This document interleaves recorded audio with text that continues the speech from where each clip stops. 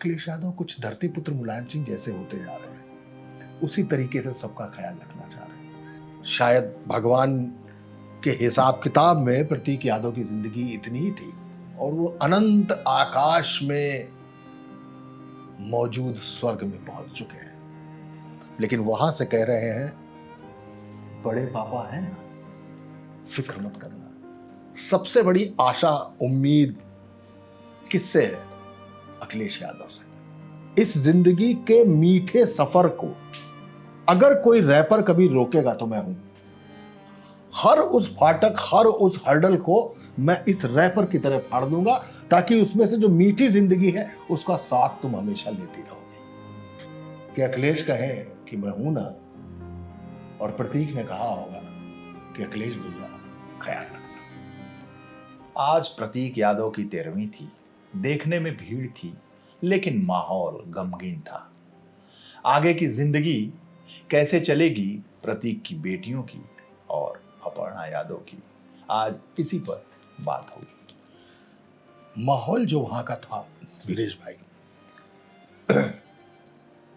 उसमें एक तस्वीर लगी थी प्रतीक यादव की, जिसमें वो जो उनकी सिग्नेचर स्माइल थी, वैसे ही मुस्कुराती हुई एक तस्वीर थी। उस तस्वीर के आगे गुलाब की पंखुड़ियों के जो ढेर था, उसको देखकर लगा कि बहुत लोगों ने पुष्पांजलि दी है। जिसमें खास बात है उस पुष्पांजलि की, जिसकी कुछ पंखुड़ियां इस जिम्मेदारी की तस्दीक कर रही थी कि कुछ ना हो। अपर्णा यादव शायद मन में ये कह रही थी अपनी बच्चियों से, मैं हूं ना। शायद मुस्कुराती हुई वो प्रतीक यादव की तस्वीर अपर्णा और अपनी बच्चियों से कह रही हो, बड़े पापा है ना, फिक्र किस बात की है, चिंता किस बात की है, सफर चलेगा। हां, इस सफर में सशरीर में नहीं होऊंगा। बीमार भी था, परेशान भी था। शायद ईश्वर ने उस बीमारी, उस परेशानी से मुझे मुक्ति दी है, लेकिन मैं हूं ना, मैं हमेशा साथ हूं। तुम दोनों का ख्याल रखूंगा, और ख्याल रखने के लिए अपने भैया से बोलूंगा, अखिलेश भैया से कहूंगा। अखिलेश यादव को भी आप अगर देख लें वीरेश भाई, तो जिस दिन प्रतीक यादव का देहांत हुआ है, उन्हें पोस्टमार्टम हाउस ले जाया गया है, उस वक्त अखिलेश यादव पूरी तरीके से रुआंसे थे, बिलख रहे थे। बचपन से देखा है उसको, बचपन से देखा है प्रतीक को, जाना है, कहा है। उन्होंने अपने बयान में यह बात कही है कि उसको अपने स्वास्थ्य का ख्याल रखने का नशा था। और बॉडी बिल्डिंग सच में एक नशा है। हम काम करते हैं, आप काम करते हैं, बहुत सारे लोग काम करते हैं। हम अपने काम की इस मसरूफियत में शायद खुद का ख्याल रखना भूल जाते हैं, लेकिन प्रतीक यादव कभी नहीं भूले। वो डंबल्स, वो वेट्स, वो चीनिंग, वो राइजिंग, वो लेग्स करना, वो कार्डियो करना, और उसके बाद एक ऐसी बॉडी तैयार करना जिसको देखकर आदमी मंत्रमुग्ध हो जाए। एक लगाव हो जाता है कि यार हमारी भी बॉडी ऐसी होती। वक्त की बात है, कोई पुर्जा गड़बड़ा गया शरीर में, बाकी उसने पुर्जे को दुरुस्त रखने की कोई कमी तो नहीं छोड़ी थी। शायद भगवान के हिसाब किताब में प्रतीक यादव की जिंदगी इतनी ही थी, लेकिन अगर प्रतीक यादव की तरफ आप देखेंगे तो आपको लगेगा कि भगवान ने आपको जो एक तय उम्र के मुताबिक शरीर दिया है, वो भगवान ने अपने मंदिर के तौर पर आपको दिया है। उसके अंदर तो सिर्फ एक आत्मा है। उस मंदिर का आपने कितना ख्याल रखा, ये भगवान देखते हैं। कभी कभी ऐसे व्यक्ति को जल्दी जब बुला लेते हैं तो एक बात आती है मन में, यार क्या इतनी कसरत, इतनी बॉडी बिल्डिंग करने के बाद भी शरीर गड़बड़ा जाता है। तो ये पुर्जा है, कोई पुर्जा गड़बड़ा गया, किसी की ऑयलिंग, किसी की ग्रीसिंग, किसी की सर्विसिंग में कहीं कोई समस्या रह गई तो ईश्वर ने बुला लिया। लेकिन मुझे लगता है इन सब से ऊपर है रिश्तों का वो शरीर जो कोई डंबल नहीं उठाता, जो कोई कार्डियो नहीं करता, जो कोई लेग्स नहीं करता, चेस्ट नहीं करता, चीनिंग नहीं करता, राइजिंग नहीं करता। अगर उस रिश्ते का शरीर दमदार है तो आप हो ना हो, रिश्ते रूपी वो मानव शरीर जो है वो हमेशा आपका ख्याल रखता है। तो उनकी बेटी ब्लश हो या उनकी बेटी शाइन हो, क्या वो छोटी बेटी ब्लश जो है वो अभी भी ब्लश कर रही है, उसको अभी भी इल्म नहीं है इस बात का कि पापा नहीं है। शाइन समझदार है, थोड़ी बड़ी उम्र की है, उसके चेहरे की शाइन गायब है। आप गौर करिए, उसके चेहरे की शाइन गायब है। उसको शायद मालूम पड़ गया कि नहीं नहीं अब पापा नहीं है। वो जान गई है कि जीवन एक चीज है, मृत्यु एक चीज है। और जानते हैं सबसे बड़ी आशा उम्मीद किससे है? अखिलेश यादव से। वही मैंने आपको बताया कि पोस्टमार्टम पर अखिलेश का बिलखना, बैकुंठ धाम के शमशान घाट पर जिस तरीके से बैठकर उस बच्ची को वो चॉकलेट फाड़ कर खिला रहे थे, वो रैपर फाड़ रहे थे, वो रैपर फाड़ कर शायद ये बताने की कोशिश कर रहे थे कि बेटा इस जिंदगी के मीठे सफर को अगर कोई रैपर कभी रोकेगा तो मैं हूं, तो मैं हूं। हर उस फाटक, हर उस हर्डल को मैं इस रैपर की तरह फाड़ दूंगा ताकि उसमें से जो मीठी जिंदगी है उसका साथ तुम हमेशा लेती रहोगे। अखिलेश यादव ने, मैंने तो उस चॉकलेट और उस रैपर को कुछ उसी अंदाज में देखा है। मैंने तो अखिलेश यादव की डबडबाई आंखें और आंसू कुछ उसी अंदाज में देखे हैं। मैंने तो प्रतीक यादव की उस मुस्कुराती हुई तस्वीर को कुछ ऐसे ही देखा है जो 3 अप्रैल को जहाज उड़ाते हुए कह रहा था कि मेरा इंजन दहाड़ रहा है, मैं आसमान में गोते लगा रहा हूं और इस वक्त सब कुछ मेरे काबू में है, बिल्कुल काबू में है, बिल्कुल काबू में है। लेकिन वो जहाज शायद लैंड कर गया, लेकिन जिंदगी टेक ऑफ कर गई, सांसें टेक ऑफ कर गई। अब प्रतीक ने अपनी सीट बेल्ट बांध ली और वो अनंत आकाश में मौजूद स्वर्ग में पहुंच चुके हैं। लेकिन वहां से कह रहे हैं बड़े पापा है ना, फिक्र मत करना। अपर्णा से कहते थे कि वो है ना, चिंता मत करना। तो अखिलेश यादव को लेकर मैं मानूंगा कि अखिलेश यादव ने इधर थोड़ी सी, कोई पॉलिटिक्स की बात नहीं करना चाहता हूं, लेकिन थोड़ी सी एक बात कहना जरूर चाहूंगा। लाख ममता बनर्जी चुनाव हार गई, कोई नहीं पहुंचा, लेकिन अखिलेश यादव पहुंच गए। नफा नुकसान कुछ नहीं सोचा, पहुंच गए। अनुपमा जायसवाल ने पुतला अखिलेश यादव का जलाया और पुतला फटने से उनका ही चेहरा झुलस गया, लेकिन अखिलेश यादव ये भूल करके उन्होंने उनका पुतला फूक रही थी, वो अनुपमा जायसवाल के यहां पहुंच गया। मैंने ये कुछ चीजें देखी हैं कि सुषमा खरकवाल ने जब उन महिला आरक्षण बिल के मुद्दे पर उनकी मां का नाम घसीटा तो उन्होंने कोई गंदा जवाब नहीं दिया। उन्होंने कहा ठीक है, मुझसे राजनीति कर लीजिए, मेरी मां का नाम मत घसीटिए। ये जो अखिलेश यादव का डेवलपमेंट है वो देख के मुझे लगता है कि अपर्णा और उनकी बेटियां सुरक्षित हैं, सुरक्षित हाथों में है। और मैं मुलायम सिंह को बहुत पहले से जानता, मैंने उससे बड़ा, लोग उनको बड़े दिल का कहते थे, मैं उन्हें जिंदा दिल और दिलदार कहता हूं। अखिलेश यादव कुछ धरती पुत्र मुलायम सिंह जैसे होते जा रहे हैं, उसी तरीके से सबका ख्याल रखना चाह रहे हैं। और प्रतीक की आत्मा अगर खुश होगी तो इस खुशी का सुख कौन भोग रहा होगा जानते हैं आप? स्वर्ग में बैठे मुलायम सिंह यादव। कि मैंने जो भी रिश्ता बनाया अखिलेश ने उसको निभाया। अपर्णा और उसकी बेटियां सुरक्षित हाथों में हैं। आपको क्या लगता है? अखिलेश यादव जब गए तो मैं मौजूद था वहां। बहुत भीड़, समाजवादी पार्टी की भीड़। अपर्णा ने ऐसे देखा अखिलेश यादव को कि जैसे एक अभिभावक आ गया, गार्जियन आ गया जो सब कुछ संभाल लेगा। योगी आदित्यनाथ भी पहुंचे, उनको भी वही सम्मान, एक भरोसा कि प्रदेश के मुखिया हैं, अभिभावक हैं और इन्हीं के भरोसे मैं राजनीति कर रही हूँ। हाँ बिल्कुल, भारतीय जनता पार्टी में हूँ। जो कुछ भी मिला है योगी आदित्यनाथ के भरोसे मिला है। महिला आयोग उपाध्यक्ष बनाई गई हूँ। आगे की भी बड़ी लंबी जिंदगी है। अपर्णा की जिंदगी बहुत लंबी है। बिल्कुल बिल्कुल। बेटियों की जिंदगी तो और भी लंबी है।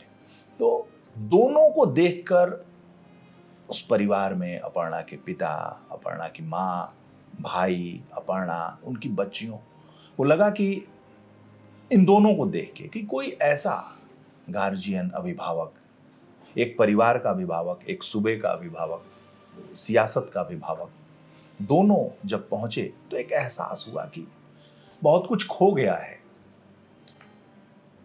बहुत कुछ नहीं, सब कुछ खो गया है, लेकिन फिर भी जिंदगी चलाने के लिए इन दोनों का सहारा बहुत है। अगर एक उम्मीद, एक भरोसा आंखों में दिख रही थी अपर्णा यादव की। मुझे लगता है वीरेश भाई, मैं आपकी बात काट रहा हूं, छोटा सा बीच में एक इंसर्शन करना चाहता हूं। योगी आदित्यनाथ भी भावुक व्यक्ति हैं। वो अपनी सख्ती के आगे अपनी उस भावुकता को दबाकर रखते हैं। कठोर नारियल जिस तरीके से होता है, जिसका आवरण बहुत कठोर, अंदर से बहुत ही सॉफ्ट, वैसा ही कुछ व्यक्तित्व है योगी आदित्यनाथ का। वरना संसद में हमने उनको रोते नहीं देखा होता। और ऐसे वैसे नहीं रोए थे वो, फपक कर रोए, लगा जैसे फूट गए। तो प्रतीक यादव के ना रहने पर अपर्णा यादव अगर भाजपा में ही है तो उनके राजनीतिक सुरक्षा की पूरी गारंटी अगर किसी ने ली है या ली होगी तो योगी आदित्यनाथ ने ली होगी। और मुझे भरोसा है कि योगी आदित्यनाथ अपर्णा यादव के पूरे परिवार पर अपनी नजर बनाए रखेंगे और उनके राजनीतिक कैरियर को इस स्लोप पे नहीं बल्कि इस स्लोप पे ले जाने की पूरी कोशिश करेंगे। और मुझे लगता है अपर्णा यादव को भी यही उम्मीद होगी और उनको इस बारे में मालूम होगा कि बाबा जब तक है, महाराज हैं, तो हमारा राजनीतिक सफर कहीं नहीं रुकेगा, क्योंकि सफर तो राजनीतिक है, सामाजिक जिम्मेदारियां अलग निभानी है। और मुझे लगता है कि अखिलेश यादव भी इस बात को लेकर पूरी तरह मुतमईन है कि अपर्णा भले ही यादव परिवार की बहू हो, भले ही वो यादव परिवार, सैफई परिवार की राजनीतिक विचारधारा लोहियावादी हो, समाजवादी हो, लेकिन अपर्णा यादव अगर अपना राजनीतिक फोकस भारतीय जनता पार्टी की लाइन पर ले जाना चाहती हैं तो उससे उनको कोई गुरेज नहीं है। अगर गुरेज होता पूरे परिवार में तो जो तस्वीरें जिस दिन प्रतीक यादव की मौत हुई थी उस दिन और आज के दिन की, वो बदली बदली दिखती, बहुत कुछ बिखरा बिखरा दिखता। अब सोचिए कि अखिलेश यादव तो पार्टी के भी अध्यक्ष हैं, परिवार के भी अब मुखिया हो गए हैं, गार्जियन हो गए हैं। अब चाहे शिवपाल यादव हों, धर्मेंद्र यादव हों, प्रोफेसर रामगोपाल यादव हों, सब अब उनके अभिभावक अखिलेश यादव ही हैं। बिल्कुल, क्योंकि अब सब उनको अध्यक्ष जी कहते हैं। बिल्कुल, अध्यक्ष जी मतलब अखिलेश यादव जी। और अखिलेश यादव नेताजी भी हो गए। नेताजी की हैसियत में वो सैफई परिवार के व्यक्ति हो गए।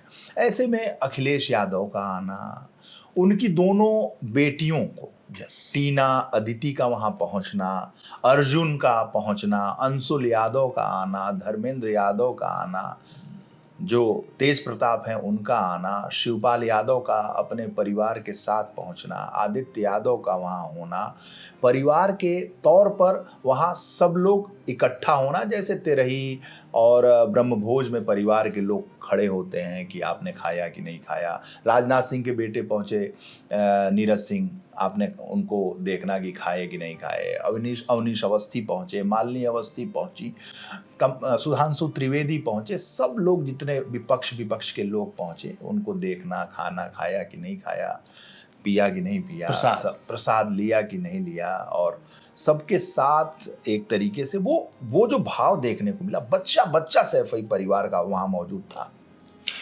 हाँ। ये जो बॉन्डिंग है ना, जो आपने कहा ना कि ठीक है अपर्णा, जहां भी तुमको राजनीति करनी है करो, लेकिन ये परिवार तुम्हारे साथ है। पारिवारिक रिश्ता, इमोशनल रिश्ता, फैमिली का रिश्ता हमारे साथ है। प्रोफेशनल रिश्ता तुम्हारा जहां जहां हो वहां तुम खुश रहो, ये भाव है सैफई परिवार का। मुझे लगता है अखिलेश यादव ने वो जो फैसला लेने का जो फ्रीडम इंडेक्स है उसमें नंबर 1 पर रखा है किसी को भी, जिसमें अपर्णा यादव फिलहाल पहली। कारण ये कि मुलायम सिंह जी के जीते जी अपर्णा यादव भाजपा में चली गई थी। ठीक बात है। मुलायम सिंह के रहते ही वो भारतीय जनता पार्टी की राजनीति करने लगी थी, और मुलायम सिंह ने भी उन्हें आशीर्वाद दिया था कि अगर तुम्हें जाना है, भारतीय जनता पार्टी की राजनीति करनी है तो करो। यानी मुलायम सिंह की जो पिता की इच्छा थी, अखिलेश यादव उसको भी अपनी उस विरासत की तरह पूरी तरीके से। जी, कई बार ऑफ द रिकॉर्ड बातचीत में अखिलेश यादव इस बात का भान कराते हैं कि भाई फैमिली का रिश्ता हमारा है, पारिवारिक रिश्ता है। प्रोफेशनल रिश्ता किसी का कुछ भी हो सकता है। कोई एक ही घर में इंजीनियर होता है, कोई किसान होता है, कोई ठेकेदार होता है, कोई कलेक्टर होता है, कोई नेता होता है। सबके अपने अपने प्रोफेशनल रिश्ते हैं। और मुलायम सिंह नेताजी के रहते रहते उसने अगर प्रोफेशनल अपने जिम्मेदारियों को भारतीय जनता पार्टी की तरफ ले जाने की बात कही है, तो मुलायम सिंह जी को बुरा नहीं लगा, उन्होंने नहीं रोका, तो मैं कौन होता हूं रोकने वाला, और मेरे मन में क्यों खटास आनी चाहिए। बिल्कुल सही है। क्योंकि हम लोगों के उसमें कहते हैं ना कि जो पूर्वांचल में आपके यहाँ भी होता होगा कि बाप जो होता है वो माथ ढकता है। माथ ढकने का एक रिवाज होता है जिसमें वो एश्योर करता है कि मैं सर पर तुम्हारे हाथ रख रहा हूं तो पूरा दायित्व। वो कहा भी गया है कि इन हाथों से, जी, ये जो हाथ रखा जाता है जी, इससे रश्मियां निकलती है। ओके। और ये रश्मियां जब आपके सिर पर आती है तो वो सिर चूंकि मस्तिष्क आपका सबसे ऊपर है, वो रश्मियां आपकी पॉजिटिविटी, आशीर्वाद क्या है, पॉजिटिव शब्द है। जी, जी, जी, जी। वो पॉजिटिविटी रश्मियों के थ्रू आपके शरीर तक प्रवाहित होती है, वो है आशीर्वाद। तो वो जो आपने बात कही कि माथ ढकने की बात है, उसको थोड़ा सा एक्सप्लेन तो माथ ढकने का जब तो मुलायम सिंह यादव ने माथ ढक कर अपर्णा को लाया था। तो अपर्णा की पार्टी भाजपा हो सकती है, लेकिन समाजवादी पार्टी तो मुलायम सिंह की पार्टी थी, उन्होंने उसे जन्म दिया था। मुलायम सिंह ने अखिलेश यादव को भी जन्म दिया। ठीक बात है। और अपर्णा यादव को माथ ढक कर अपने घर लाए 2011 में लाए ना, बड़ी धूमधाम से शादी हुई थी। मैं माथ ढक के गवाह हूं उस शादी का। माथ ढक के लाए। और अखिलेश यादव तो सांसद थे, वयस्क थे। और एक तस्वीर आप देखिए, जब प्रतीक यादव शादी के लिए घर से निकल रहे हैं, तो उनकी भाभी डिंपल यादव उन्हें काजल लगा रही। मुझे लगातार डिंपल जी की ही याद आ रही थी। मैंने मतलब वो कैंडिड फोटो जिसको नहीं कहते, जी, जी, जी, एक होता है पोज देना, एक कैंडिड होता हाँ। है। प्रतीक यादव जब आइस बॉक्स में उनकी बॉडी रखी हुई थी घर पे जी, तो डिंपल यादव जिस तरीके से बैठी हुई थी और फिर उनकी बॉडी वो जो एक राम नाम सत्य के साथ चलती है, शरीर जब पार्थिव शरीर की अर्थी जा रही होती है, उस वक्त वो पल्लू के उस कोने से अपना मुंह ढककर और जो आंसू उनके चेहरे से निकल रहे थे, वो कैंडिड फोटोग्राफ्स मैंने देखे हैं।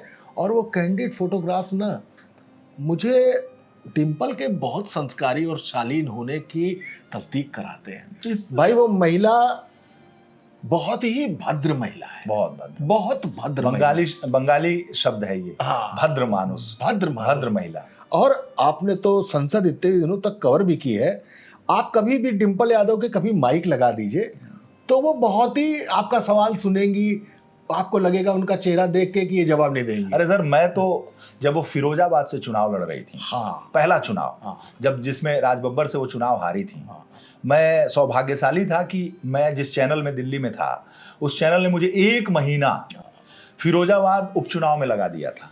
तो मैं रोड शो में, सारी सभाओं में डिम्पल यादव को उस वक्त कवर किया। और मैंने अपनी ज़िंदगी में इलेक्ट्रॉनिक मीडिया में मैं शायद पहला ऐसा पत्रकार होऊंगा कि डिम्पल यादव का सबसे पहला रोड शो में इंटरव्यू लगभग आधे घंटे का किया था। अच्छा। आधे घंटे का रोड शो, लगभग 8 किलोमीटर का। और क्या जवाब देते और हैं? पूरा जवाब तो हाँ। उस वक्त बहुत अच्छा, आपको लगेगा कि politically जवाब नहीं, हाँ, लेकिन जवाब देते लेकिन हैं। मैंने आधे घंटे किया और पूरा 8 घंटे का 8 किलोमीटर का रोड शो था। वो रोड शो जब मैं लगातार ट्राई कर रहा था कि मुझे मिल जाए, एक नया पत्रकार लगातार कोशिश ट्राई करते करते करते वो इशारा कर रही थी कि आगे आगे आगे करते करते 8 किलोमीटर हुआ। जैसे ही रोड शो खत्म हुआ, सैफई परिवार की बहुत सारी महिलाएं थीं, जो उनकी देवरानी थी, उनकी जेठानी थी, वहाँ मौजूद थी। वहाँ पर उन लोगों ने मेरे प्रयास को देखा तो डिम्पल यादव से कहा कि अब तो दे दीजिए भाभी। तो डिम्पल यादव चूंकि नई नई राजनीति थी, सांसद नहीं बनी थी, पहला चुनाव लड़ रही थी और राजनीति में भी नहीं थी, तो थोड़ा झिझक था। लेकिन एक प्रेशर होता है ना, नैतिक बल, कि ये 8 किलोमीटर लगातार धूल भाग रहा है लड़का, महीनों से यहाँ चुनाव में है।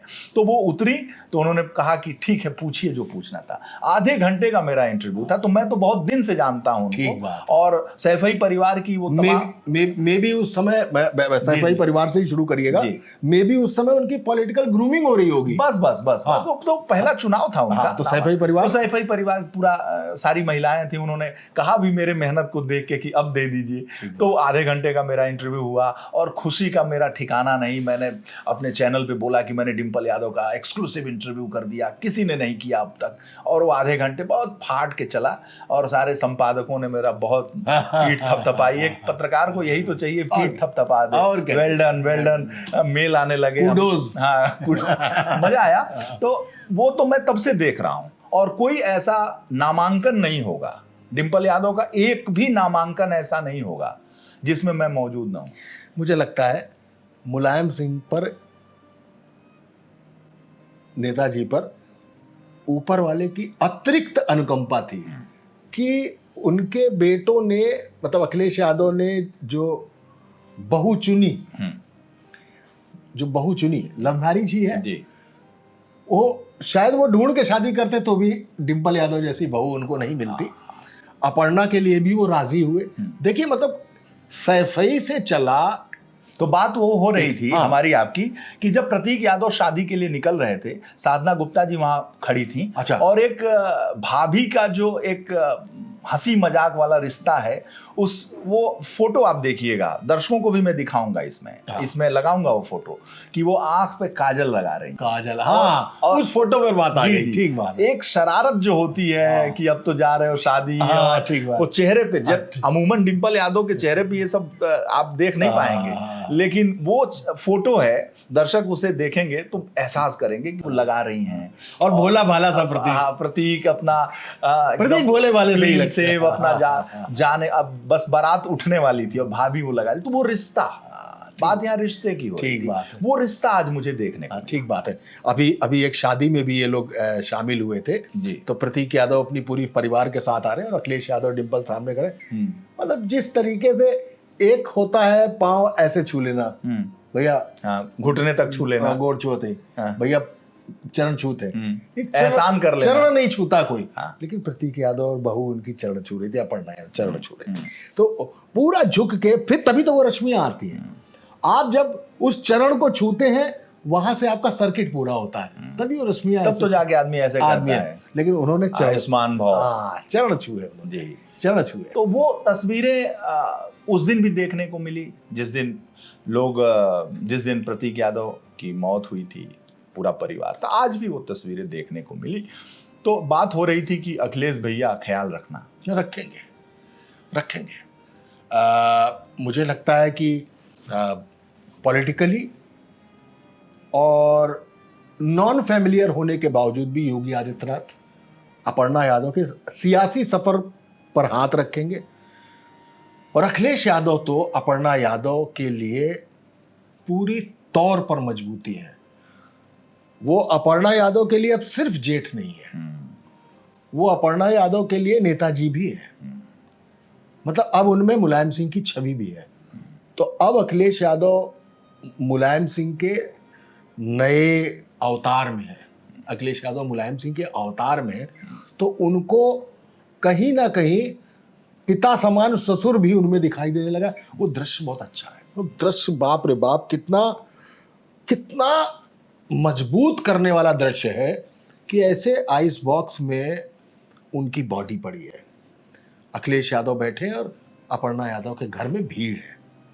इसी बीच अचानक अपर्णा उठती है और उनसे कुछ निवेदन करती है और सामने जाती है, सामने वाले कमरे का दरवाजा खोलती है और उनको कुछ बात करने के लिए, अपना दुख व्यक्त करने के लिए, आगे क्या होना है इस बात के लिए वो अखिलेश यादव निर्विकार भाव से बिना कुछ सोचे समझे बस अपर्णा यादव के पीछे चले जा रहे थे कि हाँ, बच्ची समान हमारी बहू हमसे क्या कहना चाहती है।